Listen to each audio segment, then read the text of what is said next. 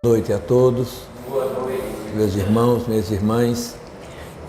É um prazer mais uma vez estar nessa casa de tanta paz e que nos traz tanta alegria. Nós escolhemos o tema Porque Sofremos. E interessante essa passagem que foi lida do Evangelho de Jesus, falando da casa do Pai, não é? A casa de Deus é o universo e as moradas são os mundos espalhados na imensidão sideral. Por que só existiria vida aqui na Terra? É uma questão. Nós sabemos que o espaço é ilimitado, o universo é infinito, não existe o nada. A gente joga o pensamento, chega a um ponto e para lá, nada, aí é que tem coisa lá para dentro. E esses mundos são habitados. Na leitura que foi feita, nós vimos Kardec classificar em 5 categorias de mundos habitados. Mundos habitados. Ele classifica como mundo primitivo, aquele onde a alma humana encarna pela primeira vez. A segunda categoria é mundo de expiação e provas, e a Terra está catalogada nessa faixa. Mundos de regeneração, se segue ao mundo de expiação e prova. Regeneração, mundos felizes e mundos celestes ou divinos. Nós observamos que a Terra está bem próximo do mundo de expiação e provas, ou melhor, mundos primitivos. A Terra, que é o mundo de expiação e provas, está bem próximo ao mundo primitivo, Aqui ainda encontramos irmãos que se comprazem com a morte, com o crime. Existem irmãos que se alimentam da carne do próximo para adquirir as qualidades daquele irmão, um guerreiro, Existe no nosso mundo essas classificações, mas nós todos estamos matriculados no educandário do universo. A Terra é um educandário do universo e todos nós estamos na direção da luz. Na direção da luz. Isso é uma direção natural. Eu estava vendo essa semana no livro A Gênese de Kardec, lá na uranografia, naquela classificação, e os espíritos dizendo a Kardec, falando do fluido cósmico universal ou matéria elementar primitiva. Matéria elementar primitiva, de onde tudo se origina no universo. O corpo, nosso corpo vem dele, o nosso perispírito também vem dele. E os espíritos, Kardec dizia, nessa matéria elementar primitiva, ela já é revestida com as leis, nela está revestida as leis que regem o universo. Não só as leis que regem o universo, como também ela é dotada de fluido vital, o fluido que dá a vida na matéria elementar primitiva. Então isso é muito. Se o corpo e o perispírito é criado dessa substância, e nessa substância já estão ínclitas, inseridas as leis de Deus, É por isso que Kardec pergunta, onde estão as leis de Deus? E eles dizem, na consciência. Na consciência. E a lei de Deus, ela tende ao progresso. Então, tudo progride. O próprio mundo progride, porque nele também estão as leis do Eterno, as leis do Criador, Tudo foi originário de uma mente criadora, de uma mente primeira e criadora. Essa mente nós chamamos de Deus. Como diz Victor Hugo, chamamos-lo de Deus pela ausência de um nome maior. Aquele que está acima de tudo e de todos, o Eterno, o Onipotente, o Todo-Poderoso. Então, a dor é uma necessidade e faz parte da evolução do homem. Eu me lembrei no livro Nosso Lar, nós vamos ver André Luiz, né, que foi médico na Terra, desencarna e vai para uma região de muita dor, uma região de trevas, que ele chama de umbral. E lá passa por momentos terríveis, momentos terríveis. Ele, em determinado momento, descreve que era perseguido por espíritos próprios daquela região, que não lhe davam trégua, não deixava que ele descansasse, não permitiam nem que ele concatenasse as ideias, que às vezes a gente pensa, se eu for para um canto de dor, para um umbral, aí eu finco o joelho no chão e suplico a Jesus. Mas veja o que é que ele diz, essas inteligências não deixavam nem ele parar para pensar em Deus. Pega aqui, pega acolá, pega aqui, pega acolá, e ele sempre fugindo. É um momento muito interessante que ele diz assim: guardava comigo a convicção de não mais pertencer ao mundo dos encarnados. Entretanto, meus pulmões respiravam a longos haustos, coração batendo acelerado, não é? Cabelo eriçado de medo, de pavor terrível, um medo incontrolável, né? Por quê? Porque o corpo espiritual é uma réplica do corpo material, anterior ao corpo material. Nós pré-existimos e sobreviveremos à morte do corpo físico. E nesse corpo espiritual tem todos os órgãos que tem no corpo material, né? Alguns bastante reduzidos, como o estômago e a parte genésica, né? Sem muita utilidade para o mundo espiritual, mas existem. E, entretanto, ele vai dizer em determinado momento que na exaustão das forças físicas, quando ele já não aguentava mais, exausto, completamente exausto, caído, com o rosto colado na lama da região, ele vinha pensando em Deus.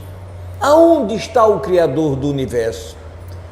Eu também não sou seu filho? Ele que alimenta os insetos todo dia encontram o que comer, e eu não serei mais importante para ele do que um inseto? E lembrou-se de sua mãezinha lhe ensinando a orar quando criança.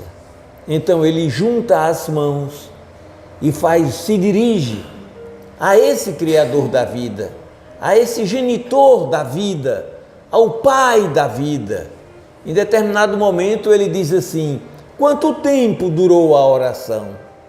Impossível dizer, né? Mas ele diz que em determinado momento ele diz assim: é preciso haver sofrido muito para entender as misteriosas belezas da oração. É necessário haver conhecido o remorso, a humilhação e a infinita desventura para beber com eficácia o sublime elixir de esperança, né? Aí ele diz que nesse momento as nuvens pesadas da região se limparam, né? E aparece um velhinho simpático que lhe sorri paternalmente, inclina-se e coloca nele os grandes olhos lúcidos e lhe diz, sorrindo: coragem, meu filho, o Senhor não te desampara. Mas interessante a gente observar que ele vai dizer que é necessário haver conhecido o remorso, a humilhação. O que é o remorso?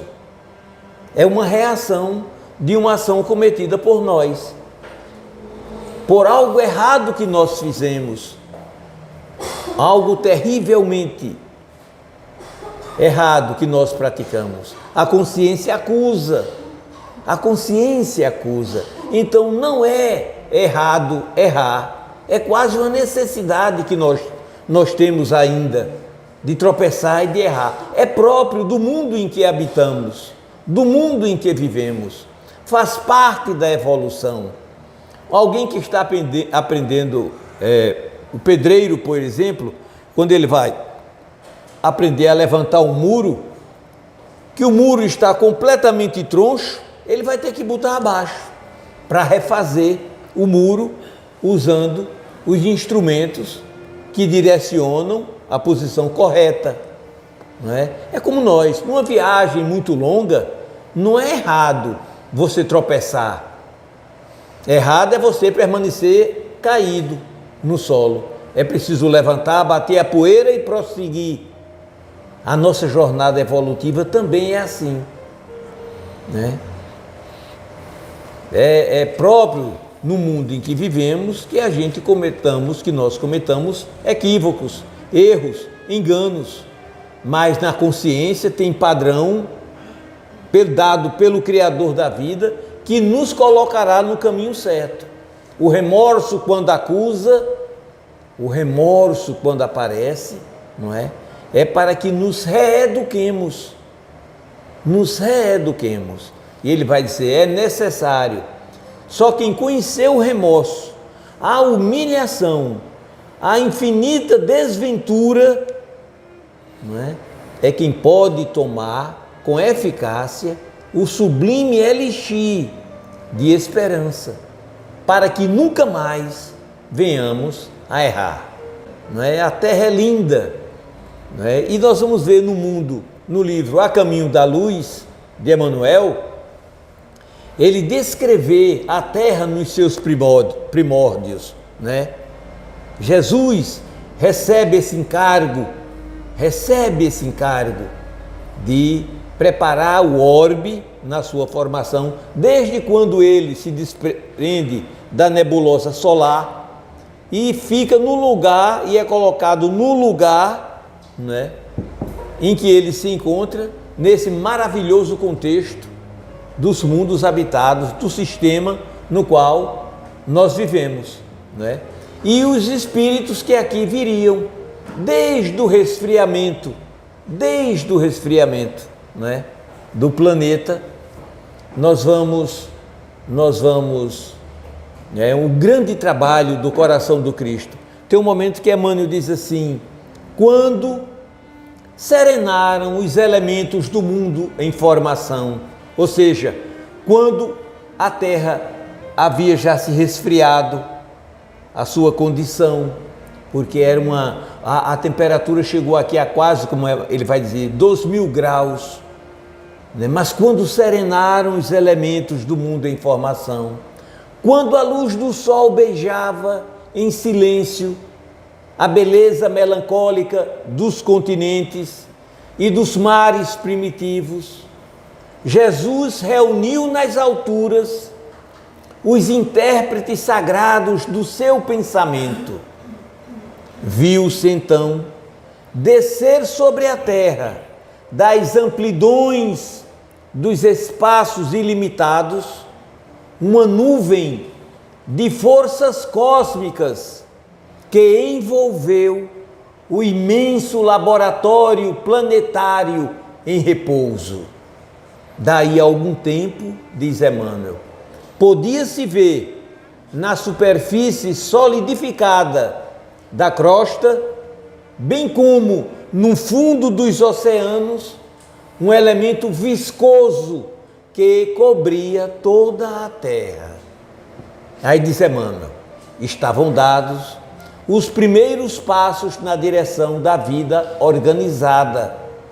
Com esse elemento viscoso, gelatinoso, aparecia na face da terra o protoplasma, e com ele lançara Jesus na superfície do planeta a semente sagrada dos primeiros homens, não é? A gente vai ver a influência do mundo espiritual, dessa nuvem de forças cósmicas trazida pelos intérpretes do pensamento divino, das amplidões dos espaços ilimitados que cobriu toda a Terra, e daí aparece no mundo o protoplasma, que com ele surge a vida, e com ele surge a vida, né? Então o trabalho do Cristo, ele é incrível, esse coração boníssimo, né, que prepara a morada e os contornos geográficos do planeta, tem o seu toque divino, a palavra final vem dele, né? A beleza é a conotação maior em tudo e por tudo do seu coração amoroso. E é a esse mestre da luz, da compaixão, ele vai nos dizer: eu sou a porta através da qual enveredam milhões de ovelhas, e das ovelhas que a mim foram confiadas, nenhuma se perderá. Podemos, porque somos dono da vontade, do arbítrio, repetir a série inúmeras vezes, mas chegará o momento em que nós próprios, porque tudo está adstrito à lei do progresso, tudo progride, o próprio orbe progride, é lei de Deus o progresso, não é? Nós nos cansaremos um dia de errarmos, basta nos lembrarmos do livro Libertação, de André Luiz. Gregório, né, o líder das falanges das trevas, tem um momento em que ele mesmo se pergunta: mas isso dá em quê? Isso dá em quê? A mãe, que só vivia ao seu lado espiritualmente, apesar dele não haver, né, comunica que ele já está com essas cogitações, porque o progresso está na alma humana, na íntima substância do nosso ser, né? É patrimônio nosso, todos nós progrediremos. Um dia, diz a música que nós conhecemos, todos nós seremos anjos, porque é da lei.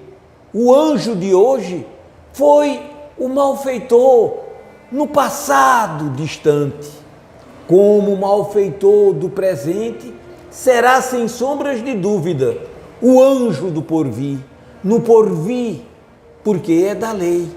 Todos nós progredimos, todos nós avançamos, todos nós avançamos. Jesus vem nos dizer isso, ele vem nos trazer um atalho fantástico, que é o seu evangelho de luz e de salvação, de luz e de renovação. Vem nos dizer que quem ama, não é? Quem ama pode atingir patamares fantásticos de elevação, né? Tem uma frase do Evangelho que diz: seus pecados foram perdoados porque muito amou. No outro momento diz assim: o amor cobre a multidão de pecados. O amor desinteressado, o amor em nome do amor. Não é Paulo que faz aquela apologia aos Coríntios lá no capítulo 13, quando fala sobre o amor, o capítulo 13 que tem 13 versículos, não é? Ainda que eu falasse a língua dos anjos, ainda que eu tivesse toda a riqueza do mundo, ainda, se não tivesse o amor, nada seria, nada teria. E ele, falando do amor, ele vai nos dizer: o amor tudo suporta, tudo sofre, não guarda mágoa, não guarda rancor, tudo perdoa, tudo sofre, jamais acaba. O amor jamais acaba. É essa mola que sustenta o mundo e que faz ao mesmo tempo o mundo girar, os mundos girarem na imensidão. O amor do Criador. Nessa substância e dessa substância do amor, todos nós fomos gerados, mas dotados de liberdade, de livre-arbítrio. Cada um é dono de sua vontade. Fazemos dela o que queremos. mas o nosso livre-arbítrio, ele tem um limite. A nossa liberdade vai até aonde começa a liberdade do semelhante. Nós não podemos entrar nessa seara, né? Mas muitas vezes extrapolamos a nossa liberdade. O Berto Roden vai nos dizer que o livre-arbítrio é o maior presente que o homem pode ter. É a liberdade dele fazer o que ele quiser. Mas diz também, o livre-arbítrio é o maior perigo na mão do homem. É o maior perigo na mão do homem. Não é isso? Mas na lei da vida existem normas que nós não podemos ultrapassar. Essas normas, essas leis, elas vêm em nossa ajuda para nos corrigir e nos botar no caminho que todos nós temos que trilhar. O caminho do progresso, o caminho da perfeição, o caminho da tolerância, da compaixão, da piedade, da caridade, né? Da misericórdia para com a dor do outro. E por que nós sofremos? Por ignorância, muitas vezes por ignorância nossa.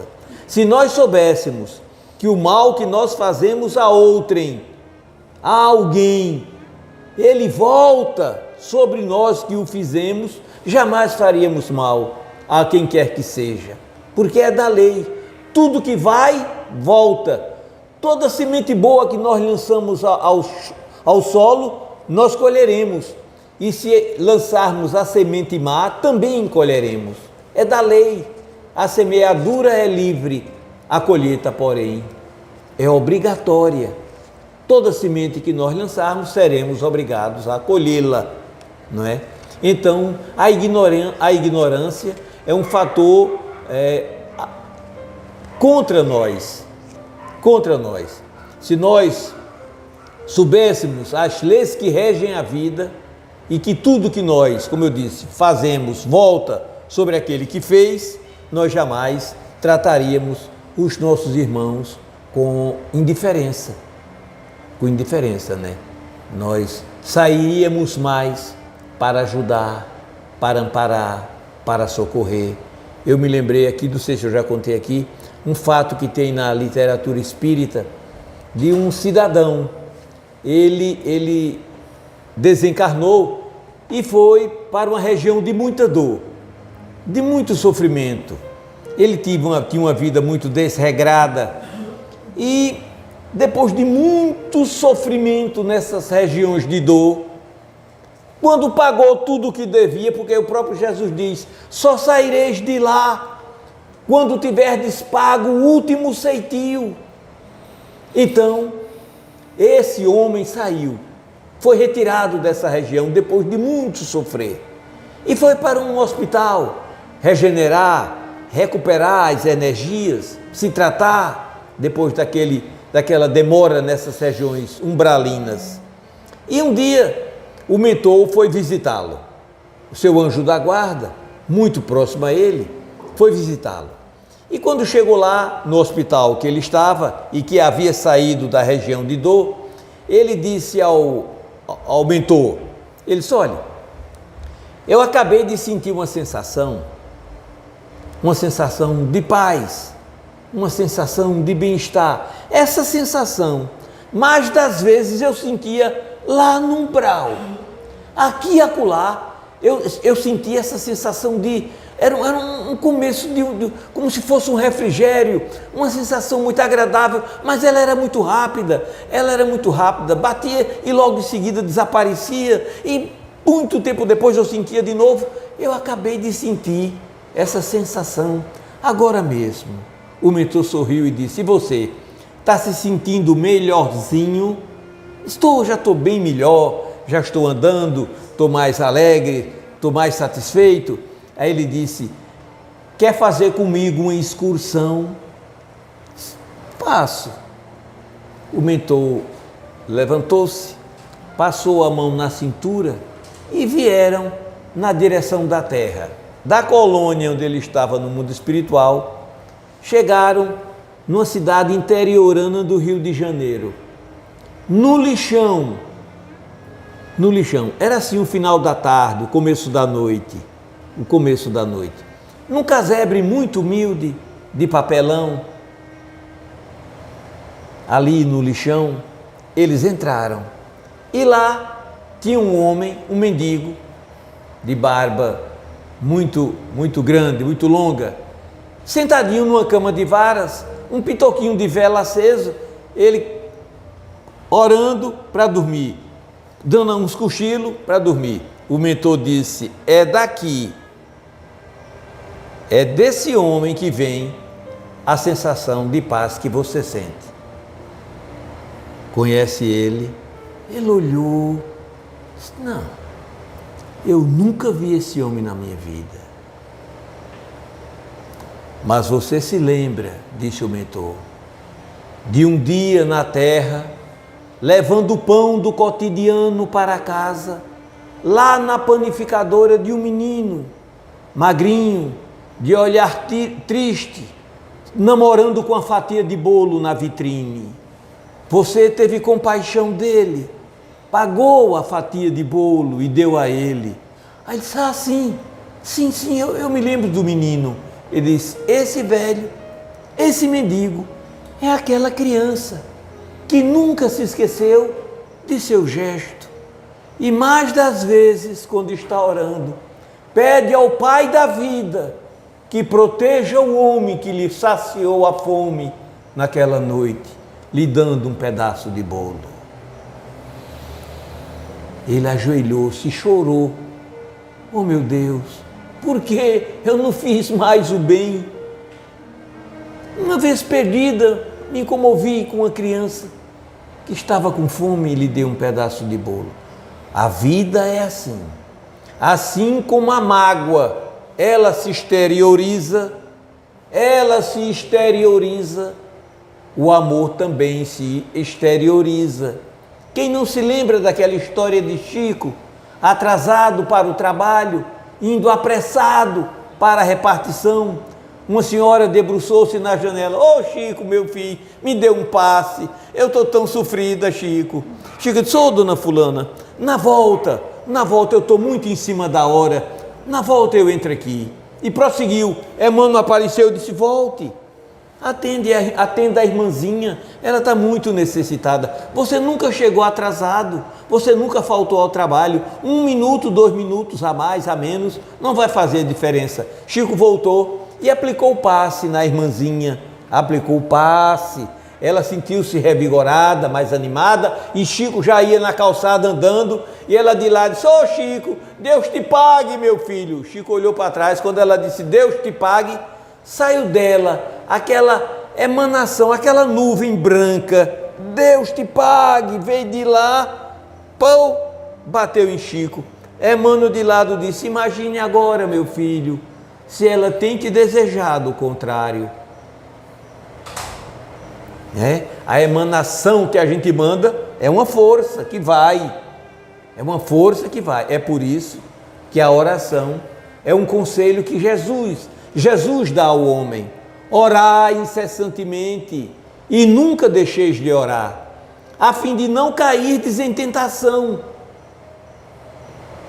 porque a oração ela serve de anteparo, ela serve de proteção, é uma necessidade que nós sentimos. É uma necessidade da alma.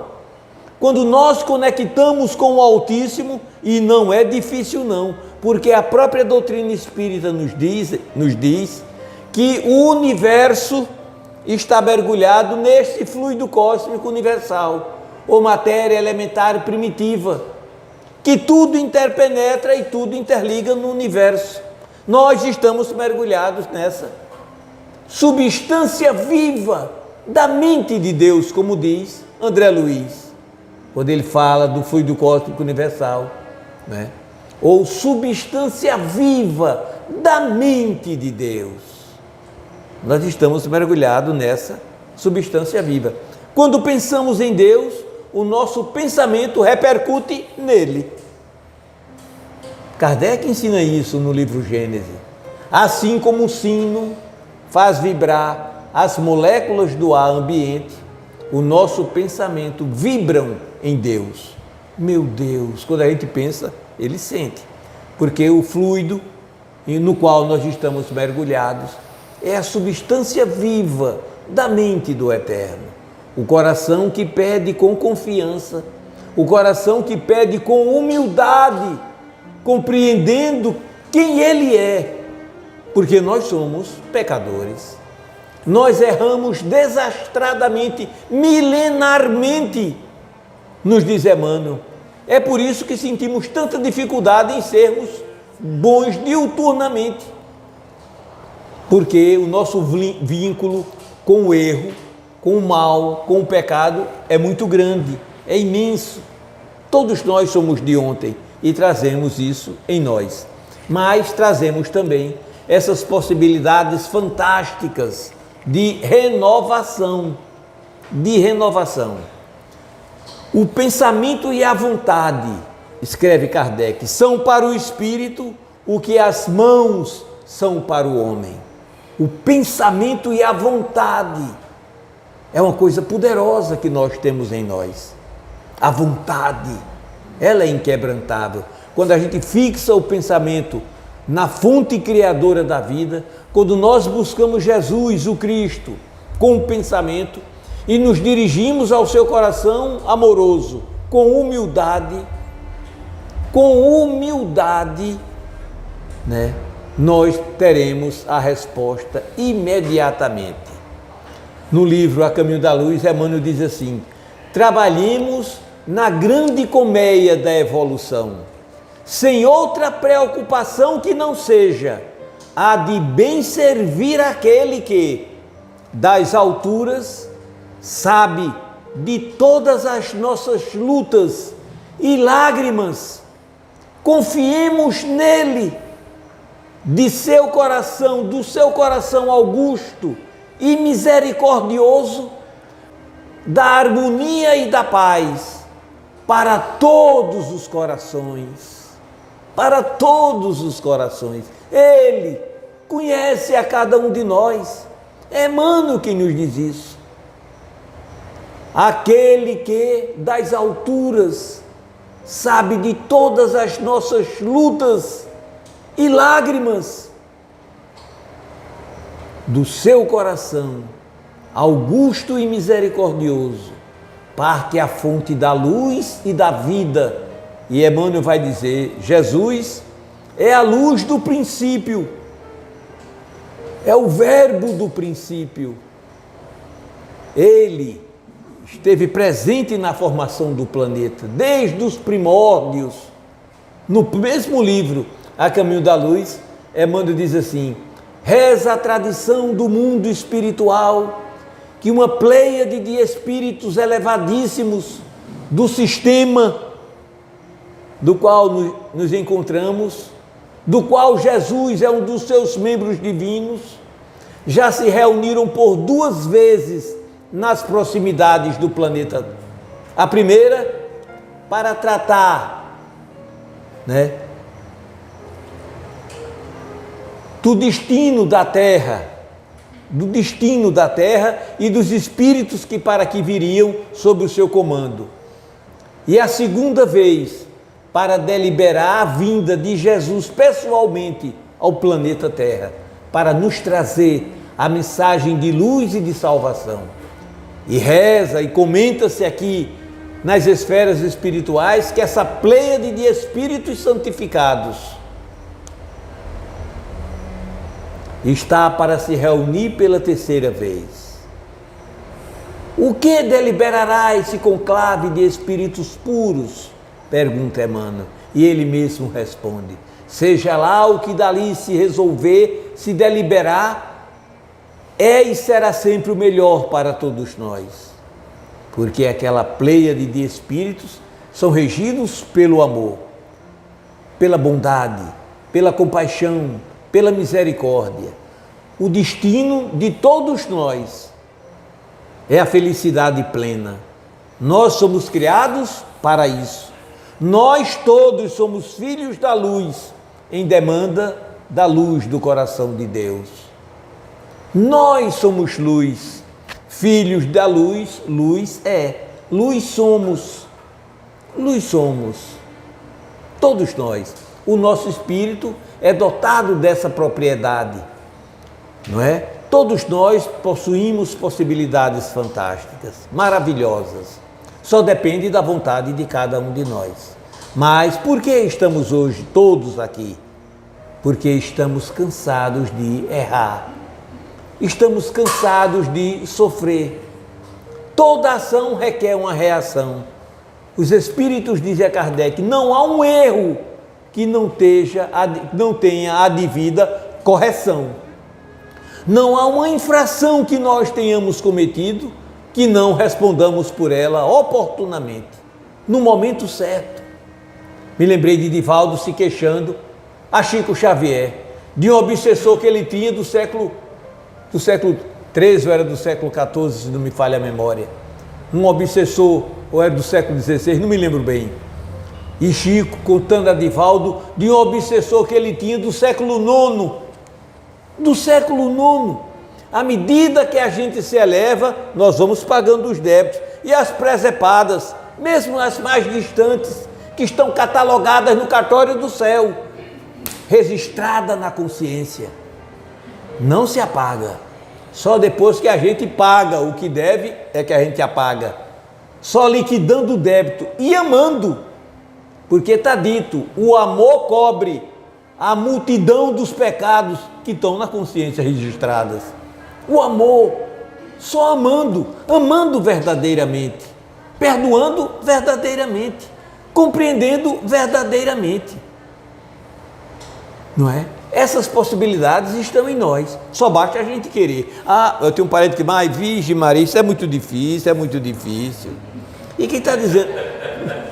E quem está dizendo que é fácil? E quem está dizendo que é fácil, né? Ave Maria, chega desanimo de Jabinha, chega desanimo, some. A gente não é de agora não, a gente não nasceu no berço há 30 anos atrás não, como eu, viu, minha irmã? Cala a boca, Cala a boca. Aqui. Não boate não. Nós somos, como diz Jó, nós somos de ontem e ignoramos isso. De ontem e ignoramos isso, né? Graças a Deus, tudo está registrado nos arquivos do inconsciente profundo, que é onde estão os registros das nossas etapas anteriores de vida. Se alguém nos hipnotizar, acessa esse arquivo. Se puxar 2000 anos para trás, a gente fala. 3000 anos para trás, a gente fala. 5000 anos para trás, a gente fala. Dá nome, diz o lugar onde estava, onde vivíamos, quem éramos. O hipnotismo prova a reencarnação. O indivíduo acessa os arquivos do inconsciente e a gente fala das presepadas que andou fazendo, não é? Só o amor é capaz de, como borracha, apagar para séculos sem fim, amém. Para todos os séculos sem fim, amém. Apaga, mas só depois que liquida, porque a substância de que nós somos feitos é do material divino, da justiça, do amor, da compaixão, da verdade, da pureza, né? Tudo isso está dentro de nós, na nossa consciência. Ela quer tudo direitinho. Hoje eu sou um irresponsável. Não sou muito não, viu, meu irmão? Sou um exemplo. Sou um irresponsável. Fica quieto. Eu quero ser irresponsável, não é? Mas a minha consciência não. Ela pauta-se nas leis da integridade, da verdade, do amor. Na substância da qual ela foi feita, está lá registrado essas leis na substância. Está nela. Eu posso errar, mas ela me conserta. É por isso que André Luiz diz lá, é necessário sofrer a extrema desventura, a humilhação e o remorso.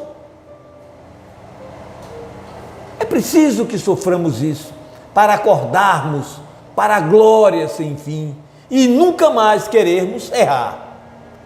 Nunca mais queremos errar. É como ele diz, para podermos beber com eficácia o sublime elixir de esperança. Deus me livre de fazer mais o mal. Ele se volta sobre o infrator. Ele se volta sobre aquele que praticou, é da lei. O que damos, recebemos. O que damos, recebemos. O Salmo 58 do profeta Isaías é de uma beleza fantástica. Ele diz mais ou menos assim: não jejuais como deveis, achais que baixar a cabeça como um junco, fazer cama de saco, pano de saco e cinzas, é isso um jejum agradável ao Senhor?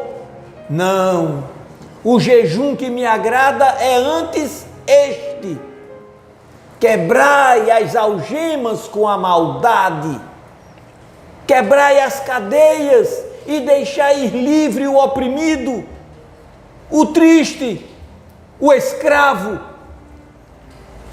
Reparti o teu pão com o faminto, vesti os nus, veja que isso é caridade pura, e abrigai em tua casa o pobre abandonado, o triste, o peregrino, e a vossa luz, veja, o profeta dizendo que nós temos luz, e a vossa luz brilhará como a aurora, não é? E a justiça do Eterno irá adiante de ti, e a glória do Senhor te acompanhará. O que é que ele quer dizer com isso? A justiça do Eterno irá adiante de ti.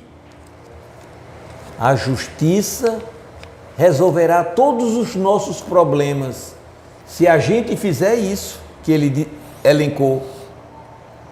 A glória do Eterno te acompanhará. O que é a glória do Eterno? Fulgor, tem a ver com presença espiritual. Quando Jesus nasceu, que os pastores no campo estavam pastoreando os rebanhos, diz assim: e a glória do Senhor desceu sobre eles, e eles muitos se assustaram, e o anjo lhes disse, veja, a glória do Eterno é presença espiritual, não temais, nasceu no dia de hoje, na cidade de Davi, o Messias, o Salvador. Encontrareis um menino envolto em panos. E o texto diz, e sua visão se ampliou, e eles viram um exército de anjos que lhes dizia em coro: glória a Deus nas alturas, paz na terra aos homens de boa vontade. A glória de Deus desceu sobre ele. Isaías diz: a glória do Senhor te acompanhará, não é? Gritarás o teu nome e ele te responderá. Gritarás por socorro e ele dirá: eis-me aqui. Se, diz o profeta, se acabares com a opressão, se não levantares o dedo na direção de o dedo ameaçador, e acabares com o falar injurioso, a tua luz brilhará das trevas, e as tuas trevas será como o meio-dia. A tua vida se tornará como um jardim regado e como um manancial cujas águas jamais secarão. Quanta beleza! Veja que tem um momento que ele diz assim, eu acho que eu pulei, ele diz assim: a tua cura não tardará, a tua luz brilhará, a tua cura não demorará. A prática do bem promove a cura do espírito. É Isaías 58 quem nos ensina isso. A tua cura não demorará, os teus ossos se fortificarão. A prática do bem gera um bem-estar espiritual, do espírito e do corpo. A tua alma brilhará como a tua luz brilhará como a aurora. Olha o profeta dizendo que o nosso espírito tem luz. As tuas trevas brilharão como o meio-dia. Então, o Senhor nos pede e nos aconselha a prática do bem. O Espiritismo, revivendo Jesus, reafirma todas essas situações e vem nos dizer: fora da caridade, conforme os textos sagrados, não há salvação. Só amando, só tolerando, só perdoando, só compreendendo, só amando, conseguiremos nos libertar de nós mesmos. Muito obrigado pela atenção.